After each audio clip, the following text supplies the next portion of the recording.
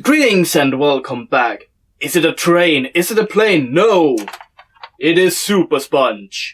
Yeah, we're taking a look at yet another SpongeBob video game, this time Supersponge. And just to make it clear, it has nothing to do with the last episode, which some might have believed. Yeah, this is sort of a mediocre 10 minutes episode of SpongeBob in video game form. A quick note, this game came out on PS1 and later Game Boy Advance. So let's mainly focus on the PS1 version, since I believe that this one is just an inferior version of the PS1.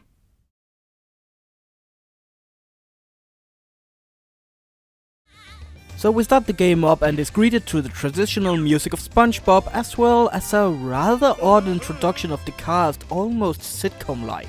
The controls are rather easy. You press the D-pad to move, X to jump, square to use item, e.g. jellyfish net or karate gloves, and triangle to equip or unequip an item. The story is as follows. SpongeBob is trying to find the best present possible for Patrick's birthday, and thinks that a signed photo of Mermaid Man and Barnacle Boy is just that. Unfortunately, the duo seems to be pretty occupied and wants a hero sandwich. Now, what is a hero sandwich? Peanut butter, tomatoes, jelly. Okay, a PB&J and lettuce sandwich. Okay, fine, I guess. As you might hear, the voices are actually spot on. The cutting and editing, though, needs some fine-tuning. Jelly. Sure, it was on the PS1, so honestly, what can you expect? Voices was just about to be popular at this time, so not that many companies dealt in this beforehand. Anyway, the game itself is a simple platformer with some rather simple stages like the jellyfish fields and bikini bottom. Okay, we can use these jellyfish to jump on, use the net to catch and release them. This is your main form of attack, by the way. You also got the famous ground pound attack by double tapping X. We also got these toilets, which functions as checkpoints. I honestly don't know if this is indeed an ingenious idea, or just a shitty one. Anyway, we got the first ingredient, which is jellyfish jelly. Yum. Oh yeah. And now on to get the peanut butter, which is inside Sandy's house, of course. And here we got that annoying part, similar to SpongeBob the movie the game on Game Boy Advance, where we got a limited time to get hydrated or else it is game over. Note, this one is not nearly as frustrating. There, we got the peanut butter. Now on to get the lettuce. This time the stage is rather similar to the first one, apart from the lack of green. Which is rather odd, since we are trying to get a piece of lettuce. Oh well. Now to find the bread. Some new enemies here and there. Also, you collect golden spatulas like Mario collect coins or Sonic collect rings. It's even similar to Sonic that if you get hit, bam, all spatulas gone. So it's sort of like a low-budget Mario mixed in with a bit of Sonic. Okay, got the lettuce, now to Bikini Bottom to get the bread. The same stage apart from the enemies, and now there's also buildings. This stage is awfully familiar to the bar room from SpongeBob the movie the game, since it's really linear with almost no platforming involved. And once we get the bread, we now have to beat the giant jellyfish. King Jellyfish. This is an annoying boss since you can't really touch him, and basically you have to wait for the jellyfish to spawn, grab them, and then you can throw them back on the boss. Do this enough while avoiding getting hit and you are rewarded with the bread. Okay, done that. Now on to the shady shows to get that autograph photo. I'm ready. I'm ready. I'm ready. Oh! Back already? That is definitely a sandwich fit for a superhero. You know, I've seen so much SpongeBob in my time that I can just picture this play out in the actual cartoon. Yeah, too bad they didn't do that. Anyway, it seems that this is not enough to get the autograph. Now Barnacle Boy wants kelp cream and a facial in order for you to get the autograph. Sure, I expected the game to be longer than 4 stages, of course I did. But really, is this the concept? Doing chores to get an autograph?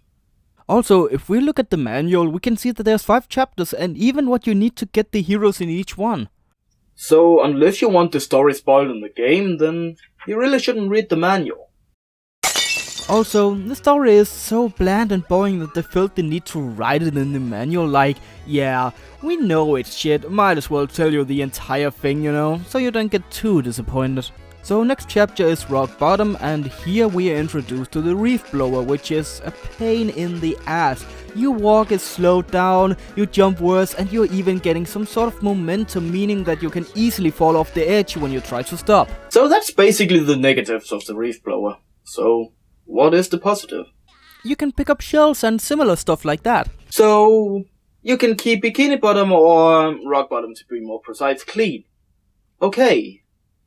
How does that help us? Well, you can use these shells to blast enemies and even some brick walls to smithereens, sort of like the bombs in Mario 2. Finally found the cream after a lot of unfair and painful deaths. You think I'm overreacting? Well, get this. You can only store one shell in the damn thing at once. Also, you're not able to use your ground pound ability once you wear the thing, meaning that if you can't find a single shell anywhere, you're defenseless. Well, moving on, now we got the lava cave, nothing special apart from a few insta-death drops. Here we find the loafer or sponge. The irony is quite stunning. Ah! Now to find the mud pack. Off to those nasty acrid air pockets. Better make sure I'm nice and Next we got the... I don't know if the game even knows. Somewhere in Rock Bottom, I guess? Also, we found the mud mask kit and is off to find the false teeth. Now to find the false teeth. Only in the lava fields. Why, of course, that is the logical place to look for false teeth. Here we got the next boss, which, once you know how to beat, is rather easy, sadly enough. Stand in this corner, wait for the damn subfish and shoot it after it charges. Do this enough and you win. And we of course wins the next... cutscene. So this time Barnacle Boy sends us back in time to get new uniforms. So, sort of like Turtles in Time? No. Don't even make the comparison. So back to prehistoric Bikini Bottom. To be honest, I haven't really changed that much apart from more grey colors. Hell, even the toilet is still there. You see, this is proof that toilet humor never ages. Except for the fact that it actually did. Anyway, I was sort of expecting dinosaurs, maybe meeting SpongeGar and Patar. But no, the whole thing is a joke. Even Sandy is here to help you with the Karate Glove ability, which in the Game Boy Advance version is an ability you always have. But here, you just get it for a short time. In all honesty, Ancient Time Bikini Bottoms just sucks. So, let's mosey on to the boss battle, the parasitic worm. Something I forgot to mention is, right before the boss you are given a few pages of our hero's handbook on how to deal with such an enemy. Basically a few pointers to help you out. This boss might be the easiest yet. All you have to do is jump and ground pound the thing. It's also rather easy not to get hit. So after we beat this boss, we are told to get the kelp bar from Bikini Bottom, even though this one really takes place in Rock Bottom. Guess the other place must have been a random cave then? Look, kid, you're beginning to bug me now. One of my favorite kelp bars would be great. Hey, kid, you can only get them in Bikini Bottom. But in all honesty, this is a nice little nod to the episode Rock Bottom where SpongeBob tries to get a kelp bar while waiting for the boss. So here there's really nothing new apart from every item you find is a coin and a vending machine that have never been restocked. This one is empty too. They really should refill them more often. Or at least one. Well, there's a falling bridge. That's something new, right? Also, one of the stages is a cemetery. Oh cool! Are we going to see the ghost of Smitty, Verben, Jacob and Jensen? Awesome! I always liked that episode! Okay, put this into consideration for worst graveyard stage ever. It's not even dark or spooky. Anyway, we're going through the grave to either get spatulas or other stuff, and sometimes you need to in order to progress the story. What the fuck? Seriously? What a cheap fucking trick! Waiting for me on the other side of the load screen? Are you for real? Why not put a few sharks in there, maybe some lava too, and a sign saying, try again, you might be luckier next time. Anyway, let's move on. So after some screaming skulls as well as some octopi that's floating up and down, we get to the vending machine. This one too? Oh, who could be eating all these candy bars? Oh, they cut the voice short again. Oh, what a shame. Maybe next time they'll get it right. I don't think it's a big surprise that the enemy in this stage is the Flying Dutchman, which at first feels rather intimidating since he appears a second before he attacks. Bet your lily white. Fuck! Come on, I almost had him. But that is only until you realize if you stand completely still and wait for him, your chances skyrockets. So this time Barnacle Boy and Mermaid Man locked the door and SpongeBob throws the candy bar in through the window. Hey, at least it wasn't grape juice this time. So this time the TV broke and SpongeBob has to get the equipment in order to repair it. This time traveling to the industrial park. I did, SpongeBob! The industrial park! No, sadly enough, that isn't the case. These stages looks almost identical to the rest of the game, with a bit more slightly darker tones maybe. And also, in these levels we have to use the bubble wand a bit more creatively than previous. The bubble wand is used to create bubbles to reach out of reach places. And that's more or less it, sometimes making you take a leap of faith, which is just annoying no matter the game. Oh yeah, then we also got the industrial rig stage, which is just a factory which have fire vents. Yeah, fire underwater. Whoever sent this obviously has no idea about the physical limitations of life underwater.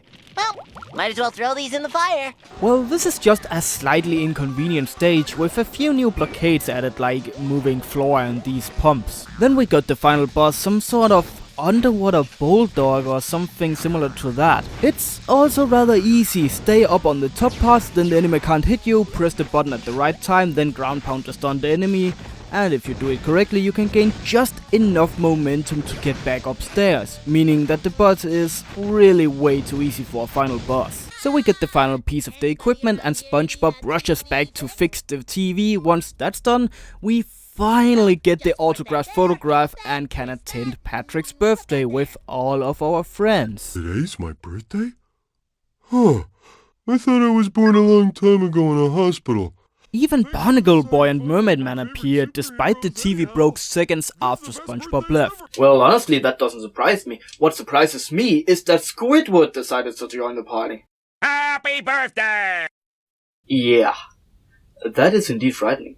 So everybody wishes Patrick a happy birthday and then the credits roll, a job well done.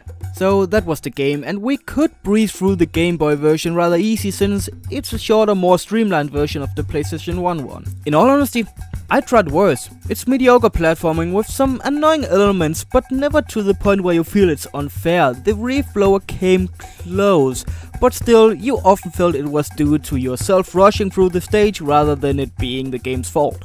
The idea is not the best, seriously, chores for the heroes and then a birthday party? Feels like Bugs Bunny's birthday blowout, in all honesty. The stage design is probably the worst part. They look almost identical. Had they added some more to the scenery as well as, I don't know, some aesthetics to make every level stand out? Or at least stick with a theme in each chapter. The controls apart from the reflow is actually pretty smooth. The voice actors does a decent job at trying to capture the essence of the show, but the editing crew probably slacked off for the majority of the time. If you want to try it out for yourself, I would probably recommend it if you've done Mario and Sonic 2D platformers to death and just wanted one of those games with a dash of SpongeBob.